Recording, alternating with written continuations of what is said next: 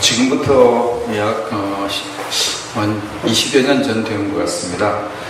그때 북한이 휴전선 부근에 여러 곳에 땅굴을 판 적이 있습니다. 그것이 이제 발견이 됐죠. 땅굴을 우리 남한 쪽으로 깊이 파고 들어온 것을 이제 발견했을 때 얼마나 우리가 큰 충격을 받았는지 모릅니다. 근데 그렇게 북한이 우리 지역으로 땅굴을 파고 들어오니까 자연히 의심을 받게 되죠. 또 무슨 땅굴을 어떻게 팠는지 일일이 그 땅을 다 조사할 수 없으니까 땅속을 어떻게 다 합니까? 그래서 이제 그 어떤 분들은 북한이 땅굴을 더 많이 팠을 것이다, 그렇게 이제 추정을 하죠. 그래서 이제 그 땅굴을 찾는 사람들의 모임이 있습니다. 어떤 목사님이 그 모임을 주도하는데 그 모임의 그 이름이 남굴사라고 합니다. 남침용 땅굴을 찾는 사람들 그런 이름을 붙였는데 인터넷을 남굴사 치면 나옵니다. 그래서 이제 그분들은 북한이 남한으로 땅굴을 한 20여 개 팠을 것이다, 그렇게 주장합니다. 현재 발견된 땅굴은 위장용이고 훨씬 그 밑에 아주 딱 지하 더 깊이 전혀 우리가 알 수 없는 곳으로 땅굴을 파고 들어왔을 것으로 추정을 합니다. 그리고 이제 휴전선 부근까지 아니라 서울까지도 지금 땅굴이 파여 있을 것이라고, 그 이남까지도 깊이 땅굴이 파여 있을 것이라고 이렇게 추정을 합니다. 그래서 만약 땅굴이 20여 개가 된다면 그 땅굴 이제 나와가지고 한 개 땅굴에서 또 여러 가지 출구를 또 만들 테니까, 그럼 이제 땅굴 한 개 출구로 시간당 1000명이 나온다면 1시간에 20여만 명의 북한 공산군이 이제 우리나라를 침투하게 되고, 그렇게 되면 이제 만일 그렇다면 우리나라는 순식간에 초토화되는 것이죠. 이렇게 되면 이제 보통 문제 아니죠. 싸우지도 못하고 이제 우리나라는 타격을 입고 아마 끝장이 나지 않을까, 이런 생각을 합니다. 자, 우리나라가 이렇게 땅굴을 가지고 침투한 것은 우리나라가 감시를 충분히 못하니까 그런 거예요.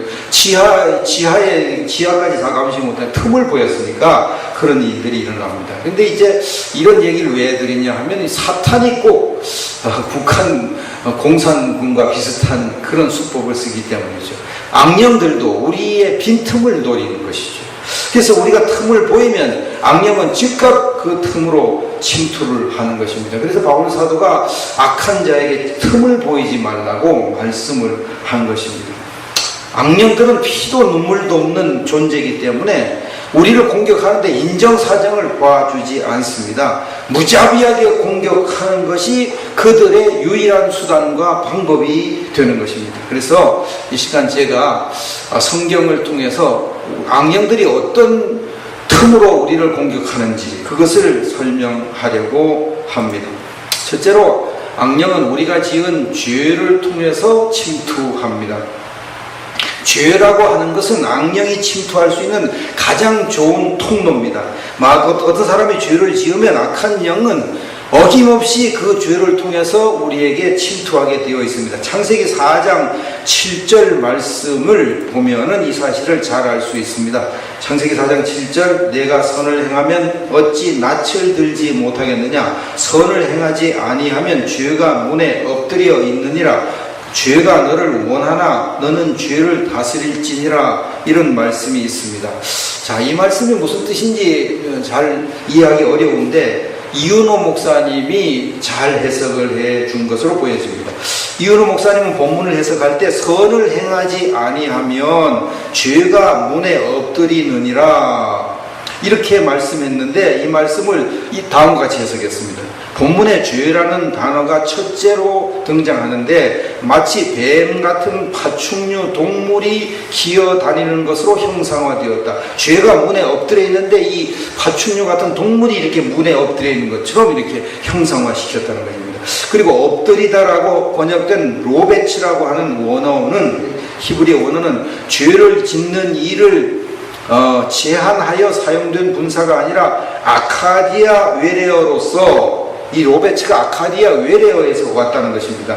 이것은 귀신을 의미하는 리바춤을 뜻한다고 해요. 리비춤. 라비춤입니다. 라비춤.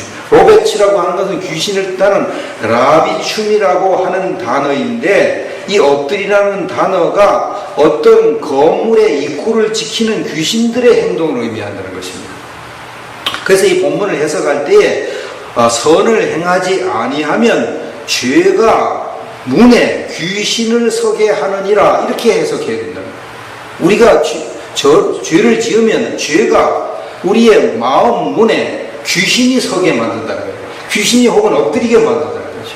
우리의 그 마음 문의 틈 속으로 귀신이 들어오도록 이제 잠복해 있는 그런 일들을 하게 된다고 해석을 했는데, 해석을 잘 한 것 같습니다. 최초의 살인자가 된 가인을 한번 생각해 보겠습니다. 가인은 아벨의 형이죠. 근데 아벨이 열심히 신앙생활을 했는데 가인은 제대로 신앙생활을 하지 않았습니다. 가인은 하나님께 제사를 드릴 때 형식적으로 드렸습니다. 그래서 하나님께서 아벨과 그의 제사는 받으셨고 가인과 그의 제사는 받지 않았습니다. 이에 가인이 격분했습니다. 그리고 아벨을 미워하기 시작합니다. 자, 미움은 살인과 같은 죄입니다. 요한일서 3장 15절에 그 형제를 미워하는 자마다 살인하는 자니 그랬습니다. 자, 살인하는 것이 미움이다. 미움이 살인이다. 이렇게 말씀했기 때문에 하나님이 미움을 품고 있는 가인을 그냥 놔두지 않지요. 그래서 가인에게 오셔서 경고합니다. 선을 행하지 아니하면 죄가 문에 귀신을 서게 만든다. 죄가 너의 마음 문에 귀신이 엎드려서 너를 공격하게 만든다. 그러니까 너 미움을 가지고 있지 말아라. 미움을 빨리 버려라. 이렇게 지금 경고를 하십니다. 그런데도 가인은 어리석게 계속 아벨을 미워했습니다. 야, 계속 미워한다. 그건 명백한 살인죄. 이제 처음 아벨이 그렇게 했을 때 미움이 탁 들어왔다. 그것은 이제 어쩔 수 없어요. 그래서 귀신이 넣어주는 미움이니까 이 미운 생각이 들어오는 건 어쩔 수 없습니다. 그런데 그 미운 생각을 이제 가지고 그 미운 생각을 실천에 옮기고 싶어 하는 것. 이것이 바로 이제 죄를 짓는 것이죠. 그런데 가인은 하나님의 경고를 무시하고 결국은 마음속으로 아벨을 죽이는 그런 죄를 짓게 됩니다. 그러다 이제 귀신이 합법적으로 가인에게 침투하게 되는 거죠. 귀신이 침투하니까 가인의 몸은 이제 더 이상 가인이 마음대로 할 수 없어. 귀신이 조종하는 대로 이제 움직일 수밖에 없어요. 그래가지고 귀신이 결국은 가인의 몸을 충동시켜가지고 아벨을 죽이죠. 그래서 이제 아벨을 진짜 죽이게 되는 것이죠. 가룟 유다 경우를 한번 보겠습니다. 가룟 유다는 출세할 목적으로 예수님을 따라다녔습니다. 그런데 예수님이 나라를 세워가지고 자기들에게 장관 자리 하나 줄 생각은 하지 않고 나는 머지않아 잡혀서 죽는다 이렇게 말씀은, 그게 모든 희망이 다 끊어졌어요. 그래서 가룟 유다가 그때부터 예수님을 팔려고 생각했다 그랬습니다. 자, 그 생각이 어떻게 나온 것인가? 그 바로 마귀가 넣어준 생각이라고 했습니다. 요한복음 13장 2절 말씀 보니까 마귀가 벌써 시몬의 아들 가룟 유다의 마음에 예수를 팔려는 생각을 넣었더라. 이제 가룟 유다가 이제 엉뚱한 생각하고 있으니까 마귀가 결국 엉뚱한 생각을 집어넣어요. 예수님을 팔아먹을 생각을 집어넣습니다. 그러면 가룟 유다가 정말 지혜로운 사람이라면, 양심적인 사람이면 예수님을 팔아먹을 생각이 들어오면 이건 왜 약한 마귀가 내게 나쁜 생각 들어오거든. 물러가라! 뭐 이렇게 하나님의 이름으로 물러가라! 이렇게 쫓아내야 되거든. 근데 그 쫓아내지 않고 계속 그 생각을 하는 것은 결단을 벌써 했다는 거지. 벌써 마음속으로 예수님을 팔아먹었다는 것입니다. 그렇게 되면 어떤 결과가 왔습니까? 요한복음 13장 27절 말씀을 보니까 조각을 받은 후 곧 사단이 그 속에 들어간지라. 자, 예수님을 팔아먹을 결심을 하고 있을 때 사탄이 그 속에 들어가 버렸어요. 그래가지고 사탄이 침투해서 결국은 사탄의 충동을 받아서 예수님을 실제적으로 팔아먹게 되는 것입니다. 자, 이처럼 우리가 죄를 지으면 반드시 사탄이 침투한다는 사실을 알 수 있습니다. 두 번째로 사탄은 어떤 곳에 침투하느냐? 다른 사람에게서 받은 마음의 상처가 있으면 그 상처를 통해서 사탄이 혹은 귀신이 침투합니다. 자, 압살롬이 받은 마음의 상처를 한번 예로 들겠습니다. 압살롬은 다윗왕의 아들인데 이 압살롬에게는 얼굴이 아름다운 여동생 다말이 있었습니다.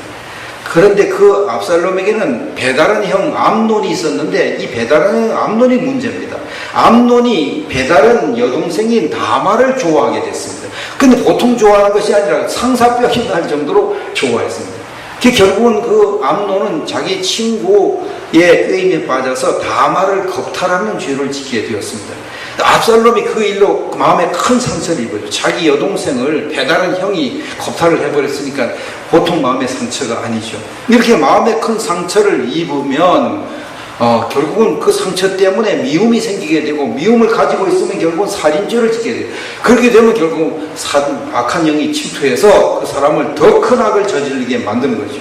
그럼 이제 마음의 상처가 생기면은 사탄이 들어오고 귀신이 들어오니까 이것을 이제 마음의 상처를 없애야 되잖아요. 그럼 마음의 상처를 어떻게 없앱니까?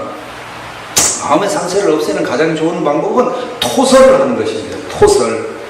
토설은 다윗이 아주 좋은 예로 보여줬는데, 다윗이 토설한 것을 한번 보겠습니다. 시편 55편 12절 이하를 보겠습니다. 시편 55편 12절 이하를 보면, 나를 책망하는 자는 원수가 아니라 원수일진데 내가 참았으리라. 나를 대하여 자기를 높이는 자는 나를 미워하는 자가 아니라 미워하는 자일진데 내가 그를 피하여 숨었으리라. 그는 곧 너로다. 나의 동료, 나의 친구요, 나의 가까운 친으로다. 우리가 같이 재미있게 의논하며 우리와 함께하여 하나님의 집 안에서 다녔도다. 사망이 갑자기 그들에게 임하여 산채로 스올에 내려갈지어다.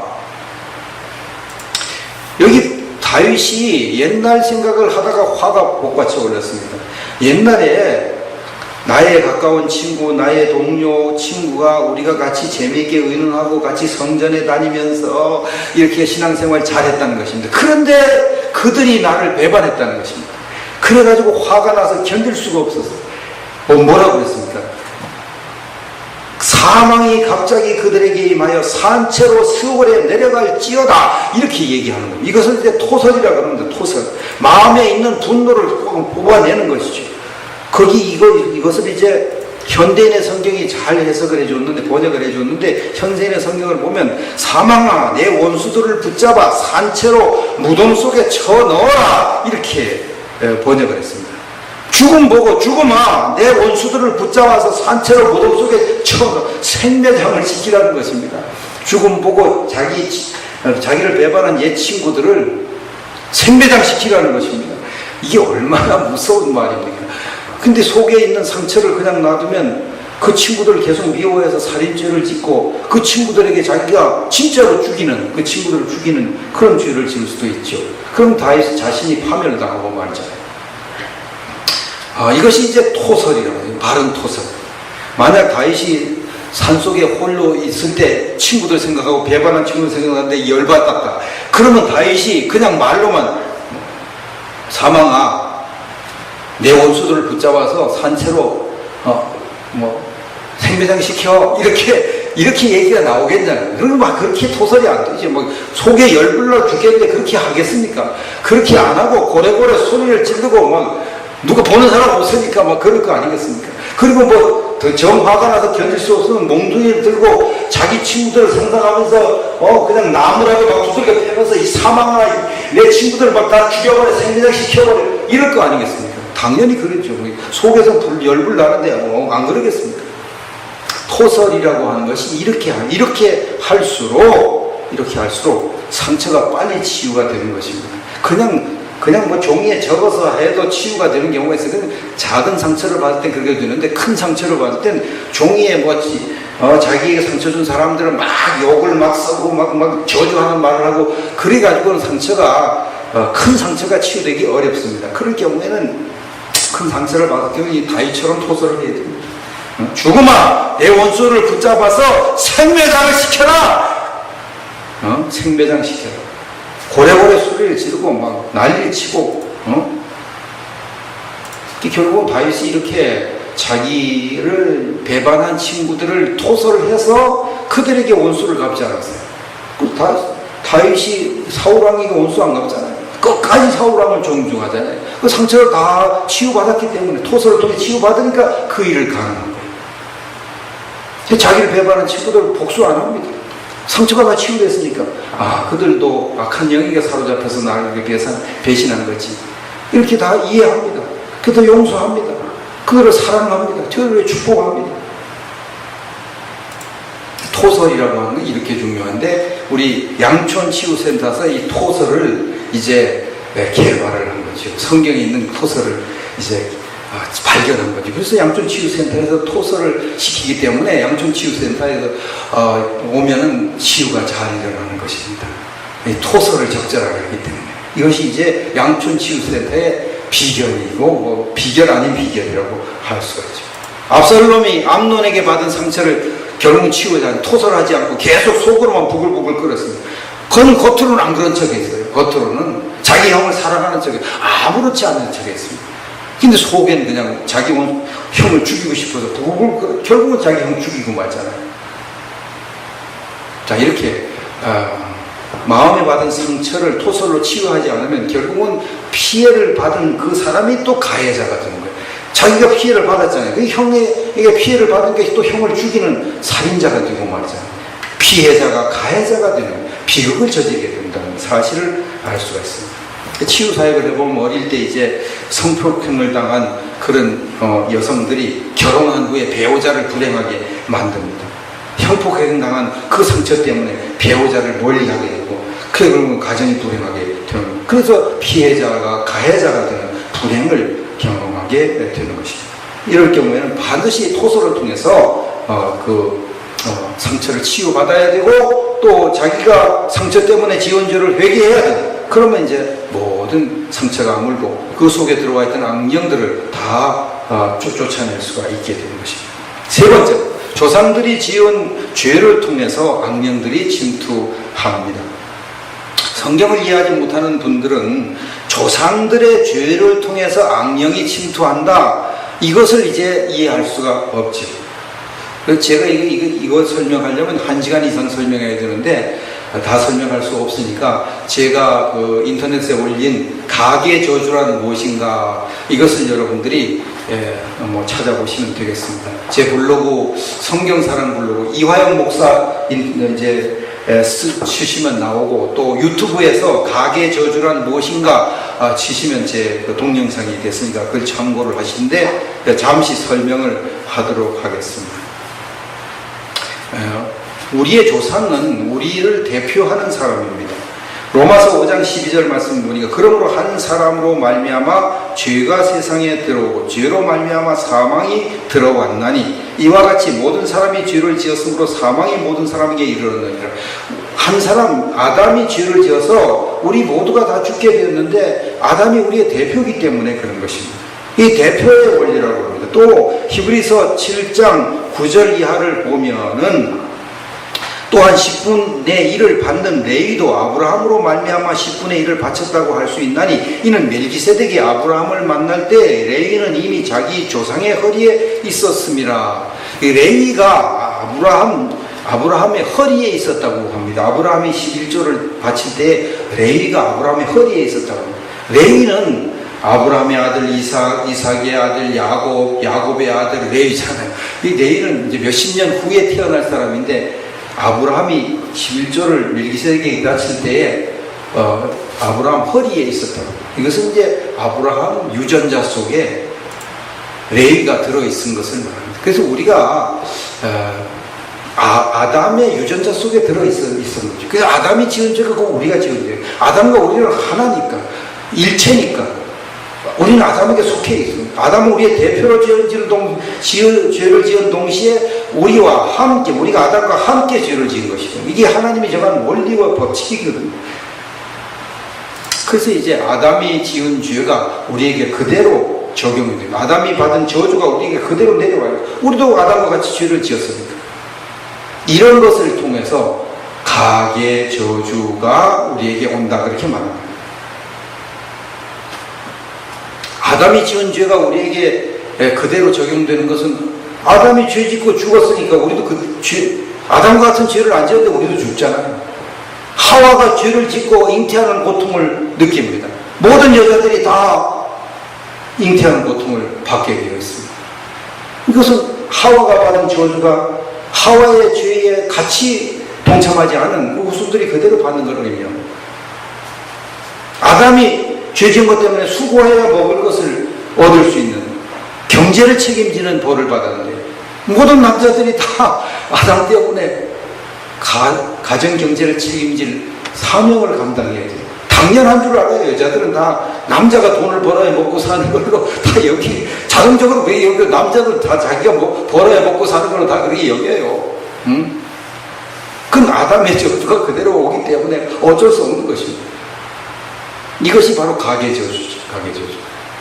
그리고 아담과 하와만 그렇게 우리에게 저주를 물려줬으니까 아담과 하와의 후손들이 우리에게 또 저주를 물려줬어요. 우리 직계 조상들이 지은 죄가 그대로 우리에게 저주가 오는 것이죠. 신명기를 보겠습니다. 신명기 28장 45절 46절을 읽어드리겠습니다. 내가 내 하나님 여호와의 말씀을 청종하지 아니하고 내게 명령하신 그의 명령과 규례를 지키지 아니하므로 이 모든 저주가 내게 와서 너를 따르고 내게 이르러 마침내 너를 멸하리니 이 모든 저주가 너와 내 자손에게 영원히 있어서 표징과 훈계가 되리라. 신명기 28장 46절에 보니까 이 모든 저주가 너와 내 자손에게 영원히 있다고 했습니다. 영원히. 우리 조상들이 지은 죄가 3, 4대까지 이러는 것은 기본이고 영원히 우리 조상들이 지은 죄의 저주가 우리에게 있다고 말씀하고 있는 것입니다. 여기 영원히는 물론 천국까지는 말하지 않고 이 세상이 끝날 때까지만, 이 세상 끝날 때까지 조상이 받은 저주가 우리에게 계속 대물림이 된다는 사실을 알아야 되는 것입니다. 사람이 대략 30세 정도에 이제 아이를 낳아서 이 30세 정도에 아이를 낳으니까 30세가 1대, 그 다음에 또 30년 지나면 또 2대, 3대 나가는데 1대를 30년으로 계산하는 것이 바로 그래서 계산하는 것이죠. 자, 그러면 조상들이 받은 복이 1000대까지 간다 그러면은 1000대면 한 3만 년 정도 되거든요. 조상들이 받은 축복이, 조상들이 잘하면 1000대까지 복을 준다 그랬잖아요. 그럼 그 복이 1000대까지 간다는 말은 이 세상 끝날 때까지 조상들이 받은 복이 우리에게 대물림이 되는 거예요. 조상들이 받은 저주가 우리에게 영원히 간다 이 말도 조상들이 저주를 받은 것이 이 세상 끝날 때까지 우리에게 온다는 것이죠. 이렇게 무슨 거. 그래서 조상들이 착한 일을 해서 받은 복과 악한 일을 해서 받은 저주가 마이너스 플러스 해가지고 죄가 더 많으면, 조상들이 지은 죄가 더 많으면 우리가 저주를 더 많이 받고 태어나서 사는 것이고, 조상들이 좋은 조상을 만나가지고 선을 많이 행했으면 복이 더 많이 해가지고 이제 결국은 우리가 복을 더 많이 받고 살 수 있어요. 이런 것을 가르쳐서 사람들이 조상 탓이다 이렇게 말하는데 조상 탓이죠. 조상 탓. 그래서 당장 좋은 부모를 만나면 자식이 덕을 보잖아요. 부자 부모를 만나면 자식도 부자로 살잖아요. 가난한 부모를 만나면 자식도 가난하게 살잖아요. 살아요. 근데 어떤 분들은 또 이거 참 조상을 잘못 만나가지고 정말 되게 재수없다 그러는데 그렇게 여길 게 하나도 없어요. 하나님께서는 공평하신 하나님이기 때문에 조상으로부터 저주를 많이 물려받았다 그러면 이 사람에게는 1달란트, 2달란트 받은 것으로 취급을 하는 거예요. 받은 게 적으니까. 그러면 이 사람은 작은 선을 행해도 하나님께서 복을 많이 주게 돼 있습니다. 근데 조상으로부터 좋은 걸 많이 받아 그럼 5달란트를 받은 사람으로 취급하는 거예요. 그래서 이 사람은 많은 선을 행해야 복을 많이 받을 수가 있습니다. 그래서 많이 받은 자에게는 많이 달라고 하고 적게 받은 사람이 적게 달라고 하는 게 하나님의 그 뜻이니까 조상으로부터 내가 적게 복을 받았다. 조상을 원망할 필요가 없어요. 적게 받았으면 적게 충성한 만큼 내게 복을 하나님 주시고 상을 주시니까 많이 받았다고 좋아할 것도 없고 적게 받았다고 싫어할 것도 없다는 사실. 내 할 탓이다. 내 할 탓이다. 노아의 손자 가나안이 죄를 지어서 그 후손들이 저주를 많이 받아. 소돔과 고모라 사람들, 가나안 사람들 다 멸망을 당했습니다. 다윗이 범죄로 인해서 그 자녀들이 저주를 받았습니다. 히스기야가 죄를 범하고 므낫세가 죄를 지어서 유다가 멸망을 당했습니다. 자, 이렇게 조상이 지은 죄 때문에 우리가 저주를 받는다는 사실을 알아야 됩니다. 우리가 이제 조상이 받은 저주 때문에 우리가 같이 저주를 받으니까 우리가 같이 죄인이 되었으니까 우리가 죄를 가지고 태어났다면 당연히 우리 속에 우리가 태어날 때부터 악한 영이 따라 붙을 수밖에 없죠. 악한 영은 죄가 있는 곳에 합법적으로 침투하니까. 그래서 우리가 태어날 때부터 결국 악한 영이 우리 속에 그냥 우리 몸속에 들어와서 있었는 거죠. 그럼 우리 모르고 살았죠. 그래서 이제 교회 역사가 신학자들이 연구한 것을 보면은 초대교회 목회자들은 유아 세례를 줄 때 유아의 얼굴에 23번 불며 다음과 같이 말했다고 합니다. 더러운 악한 영아, 이 아이에게서 떠나라. 성령님에게 자리를 내주어라. 그랬다는 거죠. 유아 세례를 줄 때 악한 영이 그에게 있는 것을 인정하고, 조상의 저주가 있으니까 당연히 이 악한 영이 있어요. 그래가지고 더러운 영아, 이 아이에서 떠나라. 성령에게 자리를 내주어라. 이렇게 명령을 하고 축사를 하고 유아 세례를 줬다고 해요. 근데 이것이 이제 중세 시대를 지나면서 다 없어져 버렸어요. 다 없어졌어요. 중세 시대 1000년 동안 지나면서 다 없어져요. 종교개혁자들도 이런 것이 있는 것을 전혀 모르고 우리에게 그냥 교리를 가르쳐 줬습니다. 그래서 우리 기운도 이제 모릅니다. 교회 역사를 연구하다 보니까 이제 이것이 오늘날 발견이 된 것이죠. 너무나 안타깝죠. 그래서 이제 오늘날 대부분의 목회자들은 조상의 가계를 통해서 악한 영이 우리에게 침투하고 저주가 온다, 이걸 모르고 있습니다. 저도 신학교 다니면서 이런 걸 배운 적이 없습니다.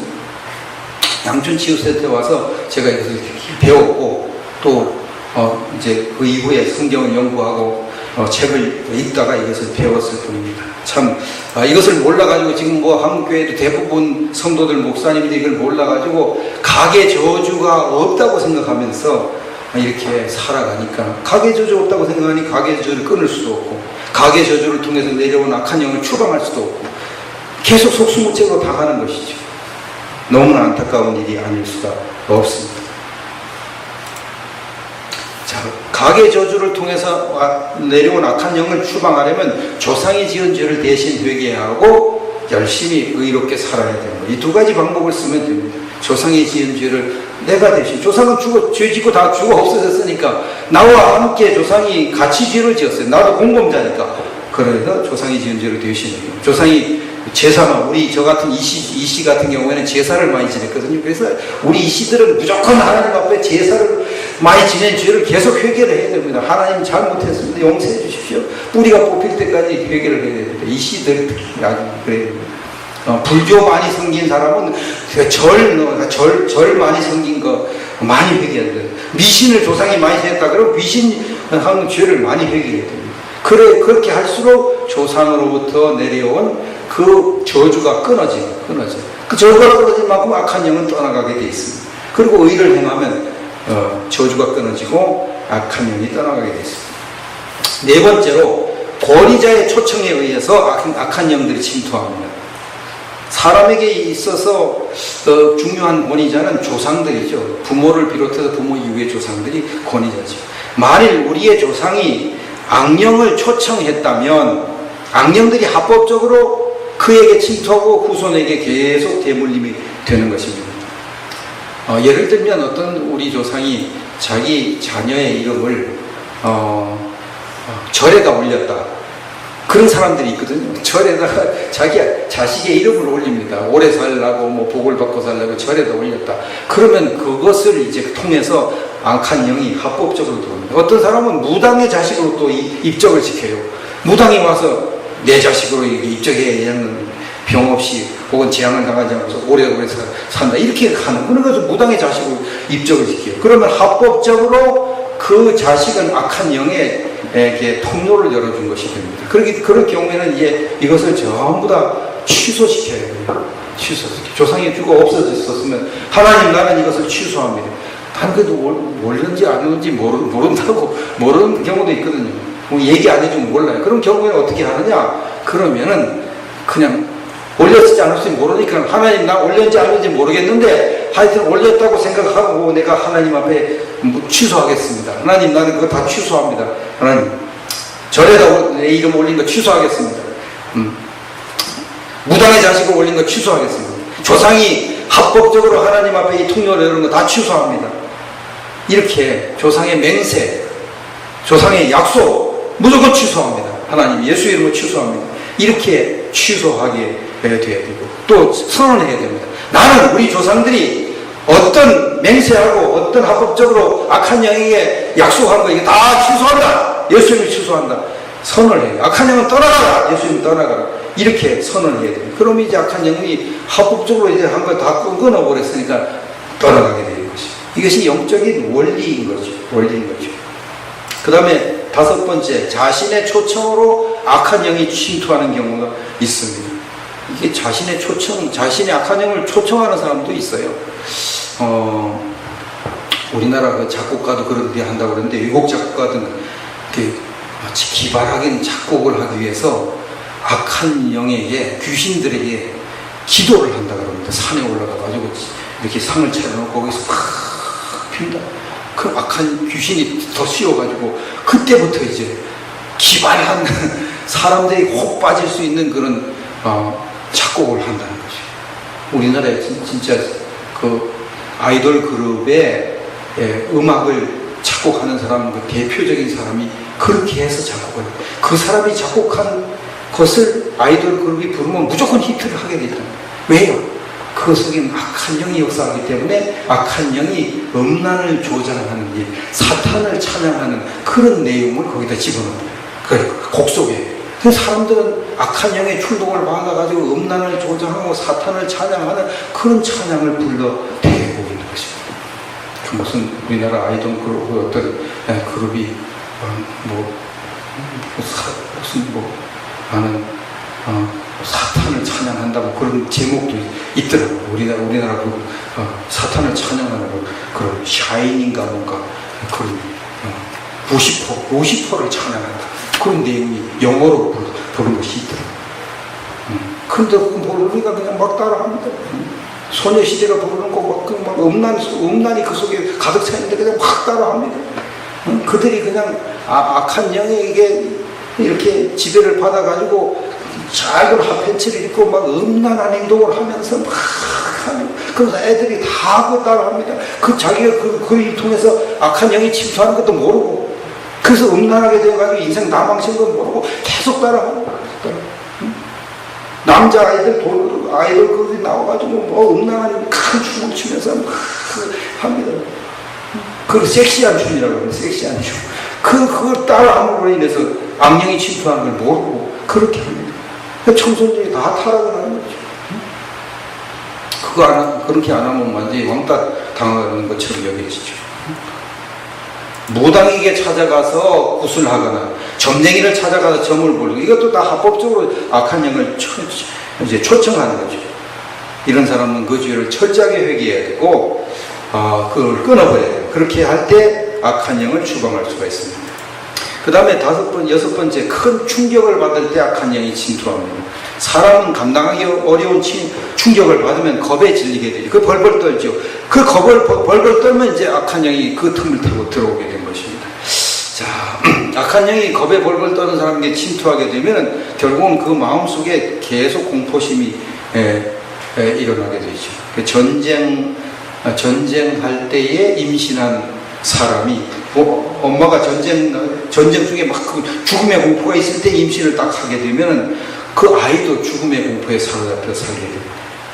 그래서 이런 아이들은 살아가는데 공포 때문에 사는 것이 굉장히 힘들게 되어 있습니다. 또 어릴 때 또 천재지변 당하고 폭동이 일어나고 약탈, 강도 이런 것을 당한 사람들은 죽음에 대한 공포에 사로잡혀가지고 사는 것이 힘듭니다. 이런 사람들은 이제 전능하신 하나님을 믿고 또 하나님을 의지하여서 막 나에게 들어온 공포심아 예수의 이름으로 떠나라 명령을 해야 돼요. 명령. 그리고 이제 성경 말씀을 공부해서 성경이 하나님께서 얼마나 전능하신 분이고 얼마나 나를 사랑하는 것을 깊이 깨달아야 돼요. 그 기도해서 영역을 받아야 돼요. 그래가지고 결국은 악한 영을 쫓아내고 공포심에서 해방돼요. 또 선포해야 돼요. 나는 주님 안에서 강하다. 나는 주님 안에서 담대하다. 아무도 나를 해칠 수가 없다. 이렇게 선언하는 것이죠. 그걸 계속하면 이제 악한 영이 힘을 잃고 떠나가게 되어 있습니다. 자, 이제 말씀을 마무리할 때가 되었습니다. 지금까지 악한 영들의 침입 통로를 몇 가지 말씀드렸어요. 첫째, 자신이 지은 죄를 통해서 악한 영이 침투한다 그랬습니다. 두 번째, 다른 사람에게서 받은 마음의 상처를 통해서 악한 영이 침투한다고 그랬습니다. 세 번째, 조상들이 지은 죄를 통해서 악령들이 침투한다고 그랬습니다. 네 번째, 권위자의 초청에 의해서 악령들이 침투한다고 했습니다. 다섯 번째, 자신이 초청해서 악령들이 침투한다고 했습니다. 여섯 번째, 큰 충격을 받을 때 악령들이 침투한다고 했습니다. 자, 이런 침투 경로를 여러분들이 잘 아시고 이 경로를 전부 차단하고 끊어버리고 막아야 됩니다. 그리고 이미 악령이 침투해 있으면 철저하게 토설을 하고 회개하고 선포해서 악한 영의 세력을 물리쳐야 됩니다. 그리고 난 다음에 축사를 이제 자기 자신이 잘 안 될 경우에는 축사 사역자들이 내 속에 있는 이 악한 영을 쫓아내달라고 해야 됩니다. 그렇게 하면 결국 악한 영이 떠나가고 훨씬 행복한 삶을 살 수가 있습니다. 근데 이제 스스로 이런 일을 하기가 힘들고 또 교회에서 이런 일을 해주기가 힘듭니다. 그래서 결국 치유센터가 필요한 것이죠. 또 교회에서 이제 악한 영을 막 축사하고 그러면 악한 영이 좀 센 놈이 들어가 있으면 축사할 때 막 헛소리도 하고 이상한 소리도 하고 막 이상한 행동도 하고 그러면 나중에 다 치유받고 난 다음에 창피하거든요. 그래서 그 교회 나오고 싶지 않게 돼요. 그래서 교회에서 목사님이 그런 치유 사역을 하면 교인이 치유를 받고 난 다음에 다른 교회로 갈 수가 있어요. 그래서 교회에서 이런 거 하기 어렵습니다. 그래서 이제 전문 치유 사역 기관에서 이 일을 하도록 하는 것이 좋습니다. 그리고 또 이제 치유 사역을 받을 때는 치유 사역 기관을 잘 선택해서 받는 게 좋습니다. 어떤 기관에서는 축사만 해요. 축사. 귀신들만 무조건 쫓아내요. 근데 이것을 이제 내적 치유를 안 하고 귀신들만 쫓아내면 뭐 성령의 권능을 힘입어서 귀신을 쫓아내도 금방 다시 들어와요. 그 안에 상처가 있고 죄를 해결하지 않으면 다시 나갔다 금방 들어옵니다. 소용이 없어요. 그리고 쫓겨났다가 들어올 때는 더 많은 센 놈들을 같이 데리고 들어와요. 그러니까 더 어려움을 당할 수 있어요. 그래서 그냥 축사하는 건 지혜롭지 않습니다. 또 어떤 기관에서는, 치유기관에서는 또 내적 치유만 합니다. 마음의 상처만 치유하고 그냥 축사를 안 하고 또 내버려둬요. 그럼 그 속에 남아있던 악한 영들이 또 세력을 키워가지고 괴롭히는 거예요. 그럼 완전히 축사까지 해야 돼요. 그래서 내적 치유를 하고 축사를 해야 되는 것이죠. 그럼 내적 치유를 하고 축사하는 기관들이 많지는 않습니다. 많지는 않고 좀 있는데 제가 사역하고 있는 양촌치유센터는 두 가지를 다 하고 있습니다. 내적 치유도 하고 또 축사도 하고 그렇게 하고 있습니다. 그래서 이제 양촌치유센터에서 치유 사역이 잘 일어난다고 소문이 나기 때문에 우리나라에서 이제 치유기관이 많이 있지만 양촌치유센터처럼 2주일에 한 번씩 격주로 계속 치유 사역을 하는 곳이 우리 양촌치유센터가 우리나라에 유일합니다. 다른 치유센터는 뭐 몇 달에 한 번씩 하거나 뭐 한 분기에 뭐 한 번씩 하거나 그렇게밖에 안 합니다. 근데 양촌치유센터 2주일에 한 번씩 계속 합니다. 그건 그만큼 많은 사람이 치유를 받으니까 그 일을 하는 것이죠. 그렇게 하는 것입니다. 우리 한국교회 목회자들이 이 치유 사역에 대해서 아직까지 인식이 확산되어 있지 않기 때문에 모르는 분들이 대부분입니다. 저도 양촌에 와가지고 이걸 알았습니다. 그 이전까지 치유사역, 축사 이런 걸 알지도 못했고 그 해봤자 뭐 이렇게 생각하고 아주 무식했습니다. 근데 이제 와 보니까 이게 이런 세계도 있구나. 그리고 이제 목회자도 이 치유 사역을 배워야 되겠구나. 그래야 성도들을 제대로 도와줄 수 있구나 하는 것을 알게 되었습니다. 치유 사역을 알고 목회자들을 이제 치유센터 보내가지고 또 치유받도록 하고 성도들 치유센터 보내서 치유받게 하고 그러면 좋은데 목회자가 이 치유에 대한 모르고 축사에 대한 모르면 그냥 성도를 위해서 문제가 있으면 기도하세요, 금식하세요, 뭐 열심히 성경 읽으세요.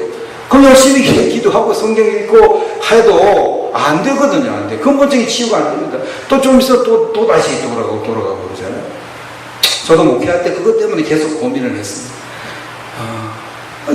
영적으로 어려움을 당하는데 기도하세요, 금식하세요, 또 예배를 드립시다, 뭐 성경을 읽으세요. 그때뿐입니다. 그때뿐. 금식해도 금식하고 그때뿐입니다. 또 돌아가고 나중에 더 심해지고 그럼 속수무책입니다. 그 내적 치유를 하고 상처를 다 토설하여 없애버리고 또 충분히 회개시키고 축사를 하고 그래야 이제 근본적으로 문제가 해결돼가지고 행복하게 사는데 그걸 모르니까 못하는 것이죠. 그래서 이제 여러분들이 치유 사역에 대해서 특히 이 설교를 듣는 목사님들은 또 전도사님들은 또 강도사님 또 사모님들은 이 치유 사역을 꼭 배워야 됩니다. 그래야 성도들을 효과적으로 도와줄 수가 있습니다. 내일부터 양촌치유센터에서 무료 목회자 부부 세미나를 합니다. 2012년 8월 13일 오후 2시부터, 오후 2시부터 수요일 오후 2시까지 무료로 목회자 부부 세미나를 합니다.